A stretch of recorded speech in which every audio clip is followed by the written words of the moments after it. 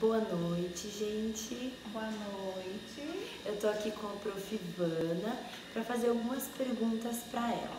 De todos os professores de arte que eu conheço, eu escolhi a Prof. Ivana justamente para ela ser esse exemplo para mim nesse processo de mediação. Muito obrigada. E a primeira pergunta que eu gostaria de fazer para a Prof. O que seria esse processo de mediar? Aquilo que você sabe, aquilo que você conhece, como você faz para chegar até os seus alunos e qual é assim o seu maior desafio em relação a isso? Assim, Vicky, cada turma é uma turma, então é muito importante que você conheça o perfil da turma, que você consiga se aproximar ao máximo da realidade deles. É claro que você não tem como saber todo o percurso daquele aluno, mas quanto mais você se aproximar do aluno, melhor para você criar o seu plano de ensino. Você nunca pode sair da ementa, você tem que seguir a ementa, o conteúdo que você tem que ministrar, mas você conhecendo melhor o perfil dos seus alunos, você pode desenvolver os objetivos da disciplina e construir todo o andamento da sua disciplina numa forma que você consiga se aproximar mais deles e que o conhecimento fique próximo deles e que eles consigam caminhar com você. Que você não fique falando sozinho, fique falando para as paredes, né?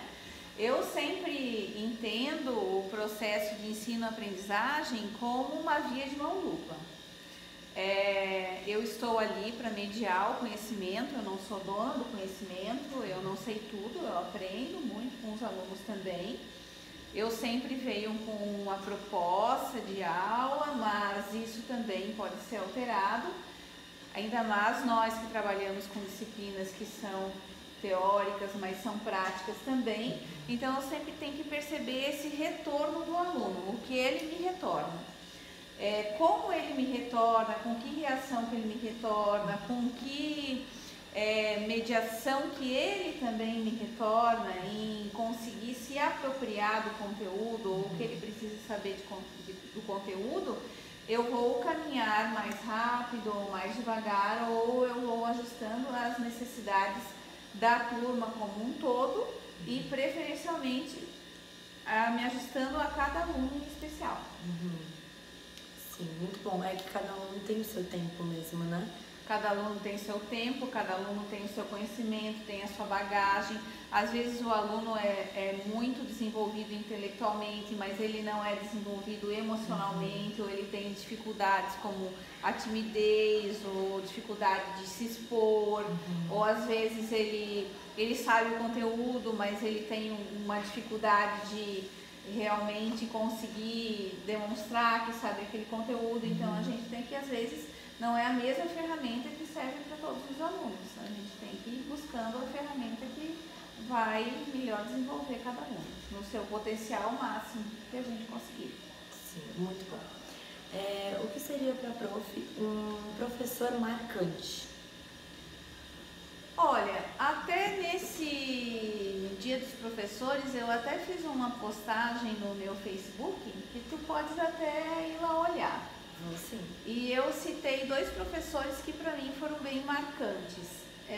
Não foram professores universitários, um foi professor do ensino fundamental e outro foi o meu primeiro professor de balé. Ai, que legal. Mas eu vou dizer por que eles foram marcantes para mim. Um foi o professor de geografia. Nossa. E ele foi marcante para mim porque ele saía do convencional. Eu estudei no Colégio Sagrada Família, que é uma escola bem tradicional aqui de Blumenau, e com aquele modelo assim de professor na frente, passando conhecimento e as cadeiras todas enfileiradas e aquela coisa bem formal assim de escola tradicional. E esse professor, ele fugia às regras do contexto Colégio Sagrada Família. Ele deixava as freiras bem malucas, porque eles nos levavam para praças, para mata, para subir em árvores, para museu, para onde dava. Ele nos tirava de dentro da sala de aula e nos levava para ter a aula com ele em outro espaço que às vezes era o espaço era dentro do próprio colégio, mas não era sala de aula e às vezes o espaço era a cidade. E isso sempre foi muito inspirador para mim, é um professor que sempre me inspirou, e eu acho que eu puxei dele essa questão de que muitas vezes as minhas aulas não são muito tradicionais, muito convencionais, eu utilizo outros espaços além da sala de aula e gosto de trabalhar com essa questão do urbano e tudo mais, e trazer todo o conhecimento para uma realidade bem prática. E um outro professor que foi muito marcante na minha trajetória foi o primeiro professor de balé, que chama-se Pedro Dantas, que ele faleceu não faz muito tempo. E foi muito marcante porque o primeiro ensinamento dele era a afetividade. Então, se a gente não tiver afetividade com os nossos alunos, a gente não chega em lugar nenhum. Não adianta ser super, ter vários títulos e ter doutorado e pós-doc, isso e aquilo. Se tu não souber chegar no teu aluno, tu não consegue ensinar nada. E para chegar no teu aluno, se tu não tiver carinho, amorosidade, respeito, afetividade, tu não vais conseguir ensinar nada. Sim. E o Pedro, ele ensinava com muita afetividade. E isso foi bastante importante para mim, e também eu levo isso na minha caminhada como pessoa, como professora, como profissional, como coreógrafa. Aqui eu cumpro o papel de professora, mas a minha trajetória na dança inclui várias características, né? O primeiro fui bailarina, depois eu fui coreógrafa, eu fui ensaiadora, professora. Então, uma artista da dança, e em qualquer função dessa você está interagindo com mais pessoas, seja na relação professor-aluno, ou seja na relação coreógrafa-elenco, diretora de cena, elenco. Então você sempre tem que estar fazendo essa mediação. Então a mediação sempre existe em qualquer proposta artística que você for fazer, mesmo que não seja nessa relação professor-aluno, você precisa interpor essa relação em toda a proposta artística que você for desenvolver. E o Pedro, ele me ensinou muito que a gente precisa tratar todas essas relações com muita afetividade. E outra coisa que, além disso, ele me marcou muito, não foi colocar as coisas em caixinhas. Aqui você aprende balé clássico, aqui você aprende dança moderna, aqui você aprende teatro, aqui você aprende isso. Não, tudo junto e misturado que você vai criar o conhecimento. Então você tem que se envolver com tudo para ser um profissional completo. Esse fato de ter o traço pedagógico do primeiro professor que eu comentei, não só naquela questão tradicional de sala de aula, mas o Pedro, que veio com afetividade e com essa questão de tratar o global, são pessoas que me inspiram, e eu tento fazer isso nas minhas aulas, com as minhas turmas. E a prof tem noção de quantos anos faz que a prof teve esses professores? Eu tô com 51 anos, eu comecei na dança com o Pedro aos 11, então fazem 40 anos. E olha a diferença, né? A prof tem hoje na aula aquilo que a prof aprendeu com eles lá atrás. Exatamente. Isso é incrível, né? Esse processo de ser um professor marcante. E o outro professor de geografia, eu devia estar no 4º ano, 5º ano, então mais ou menos a mesma idade. Isso é muito legal, né? É muito legal saber que aquilo que a gente está aprendendo agora com vocês, com a prof. Ivana, com a prof. Carol, que marcam a nossa história, a gente vai levar para várias outras turmas, né? Exatamente. Isso é incrível. E vai levar para a vida, não leva só para várias outras turmas, mas leva para a tua vida, leva não só para a relação tu, depois professora de teatro, mas vai levar na tua vida, se tu for construir uma família, isso vai fazer parte também nas tuas relações com os teus pais, com os teus amigos. Isso, nada é separado, tudo está intercruzado de alguma forma. Queria saber em que momento a prof disse que primeiro começou como dançarina, depois como professora, né? Em que momento que a prof pensou quero ser professora? Ou não teve esse momento? Como é que foi? Na verdade, dentro da dança, eu gostaria de ter atividades realmente de dançar ou coreografar. E eu fiz isso enquanto eu pude. Dança mais ou menos como um jogador de futebol. Quando a carreira não é muito longa, é diferente do teatro, porque o teatro a carreira é mais longa, porque não tem a questão de você machucou uma articulação, você não pode mais atuar.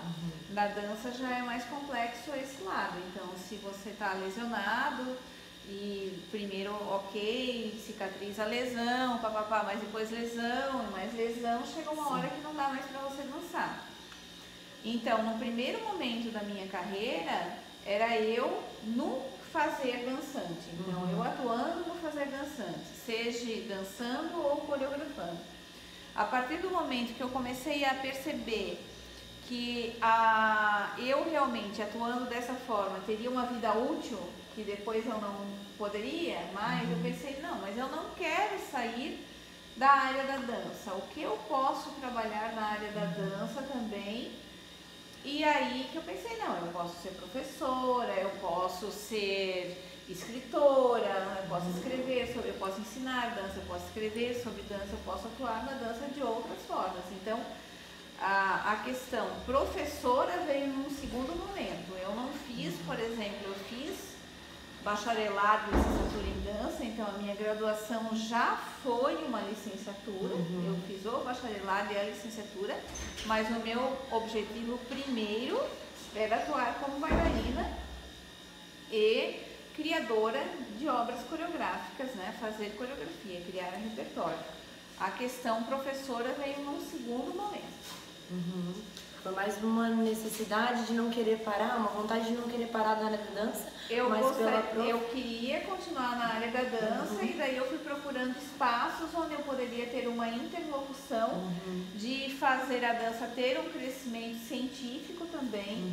E eu acredito que a dança dentro da graduação é muito importante fazer com que as pessoas entendam que a dança é uma arte, não só uma atividade física, que ela está nesse tripé da educação, da atividade física e da arte, e que ela se completa com esse todo, mas que eu achava muito importante ensinar a dança corretamente, ter pessoas preparadas para ensinar dança, até para ninguém se lesionar, como as lesões que eu tive na dança, com os cuidados que se tem hoje em dia, não se tem mais essas lesões. Então, eu achei muito importante me tornar professora de dança para enaltecer a dança e colocar ela num parâmetro de qualidade científica, de área de conhecimento, e daí eu comecei a construir a carreira nesse lado, mais pensando no lado professor. Para finalizar, o que a Prof diria para a turma da segunda fase de teatro como dica? O que é essencial para ser um mediador? Para pegar tudo aquilo que a gente está aprendendo agora, de bagagem de professores incríveis que a gente está tendo, para conseguir passar isso para frente, para não parar esse conhecimento em nós. O que seria assim, essencial no processo de mediação? Refletir sobre tudo o que acontece, porque como eu tive professores que me marcaram positivamente, eu também tive professores que me marcaram negativamente. Então eu também soube o professor que eu não queria ser. Eu também me espelhei no que eu não queria ser. É muito importante refletir, mas refletir no seu papel de aluno também, porque assim, um professor não faz nada sozinho. Um professor, ele não se torna um bom professor porque ele nasceu ou porque tem um dom de bom professor ou tem o dom da... Não tem nada de dom. Isso é trabalho, você constrói essa carreira. E para ele construir essa carreira, ele precisa dos alunos. Então, um professor, claro que tem a hierarquia professor-aluno, ele tem que ser um líder, o professor precisa ser um líder também. É importante que ele tenha realmente clareza e conhecimento no que ele está fazendo e que ele consiga liderar a turma, mas sempre também com muita amizade, com muito respeito pelo seu aluno e sempre lembrar que é uma via de mão dupla. Então, a observação, vocês que estão fazendo uma licenciatura, a observação é muito importante, porque vocês observam como vocês querem se construir professores, os professores que vocês querem se tornar, como que vocês gostariam que o aluno os visse. E os bons professores são exemplo, mas os maus também. É verdade, é verdade. Prof, muito obrigada. De nada. Pelo carinho, pela disponibilidade. Imagina, um prazer. Me ensinou muito, tenho certeza que vai ensinar muito a galera também. Obrigada. Tchau. Tchau, adeus. Obrigada, prof. Obrigada.